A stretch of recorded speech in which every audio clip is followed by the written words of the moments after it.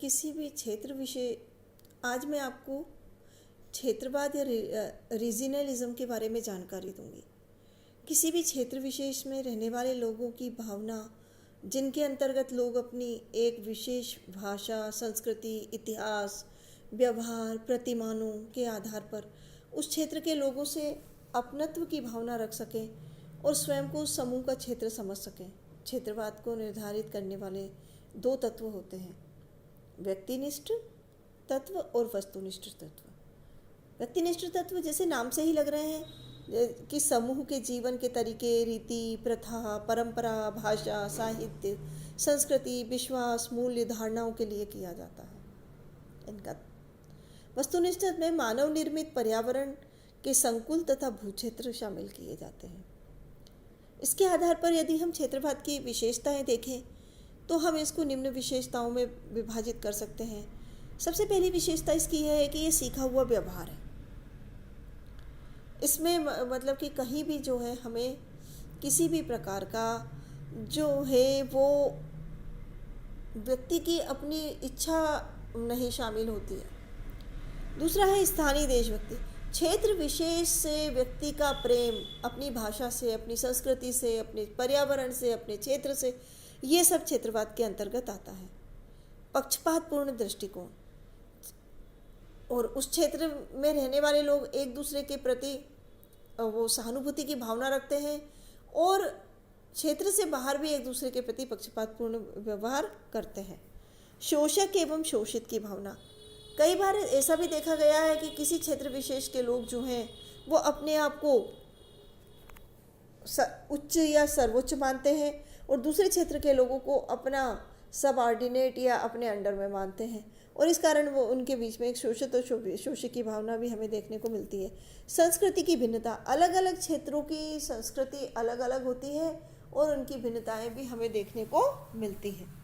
राजनीति में प्रतिनिधित्व, राजनीति में क्षेत्र के आधार पर प्रतिनिधित्व हमें देखने को मिलता है।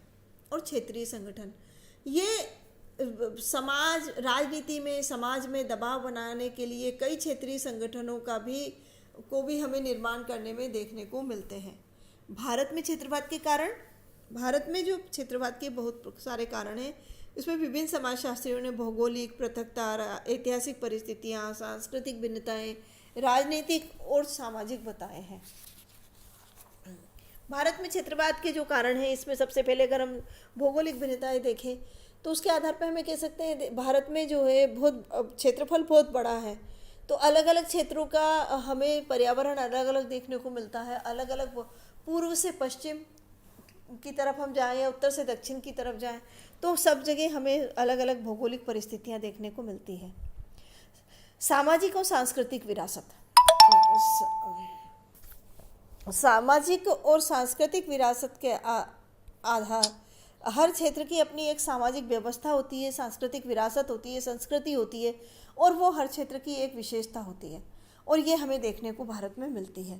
राजनीतिक कारण, कई बार जो है राजनीतिक कारणों से भी उस क्षेत्र के लोग आपस में एक दूसरे का वो प्रभाव, वो एक दूसरे का समर्थन करने वाले हमें देखने को मिलते हैं। आर्थिक कारण, किसी क्षेत्र विशेष में जब संसाधनों की अधिकता होती है तो वहाँ के लोग थोड़े से आर्थिक रूप से सबल होते हैं और इस कारण वो अपने आप, ये भी मतलब किसी क्षेत्र को उभारने में, क्षेत्रवाद को उभारने में महत्वपूर्ण कारण होता है। सांस्कृतिक आंदोलन, किसी क्षेत्र विशेष से किसी संस्कृति को बचाने के लिए जो आंदोलन चलते हैं वो सांस्कृतिक आंदोलन के अंतर्गत आते हैं। राजनीतिक आंदोलन, लोगों की अधिकारों और कर्तव्यों के लिए जो आंदोलन चलाए जाते हैं, कई बार वो राजनीतिक रूप ले लेते हैं, इन्हें हम राजनीति। और भाषा की समस्या, अलग अलग क्षेत्रों की भाषा अलग अलग होती है और हर क्षेत्र के लोग अपनी भाषा को अपना वो मानते हैं, श्रेष्ठ मानते हैं। ये भी एक क्षेत्रवाद के मुख्य कारण है।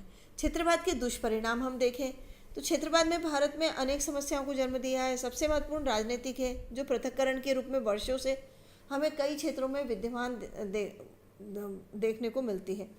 भारत में राज्यों की भौगोलिक सीमा का निर्धारण भाषा के आधार पर किया गया है। सामाजिक सांस्कृतिक, जैसे कि कई राज्यों का निर्माण जो है भाषा और क्षेत्र के आधार पर किया। पंजाब, राजस्थान, तमिलनाडु, कर्नाटका,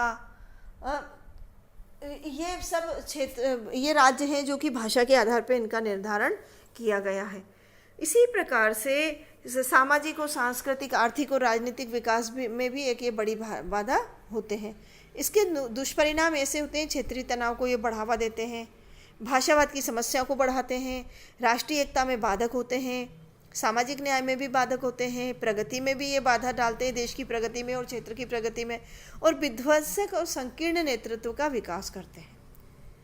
क्षेत्रवाद के अगर हम निवारण करें तो क्षेत्रवाद को समाप्त करने के लिए हमें दो प्रयास करने होंगे।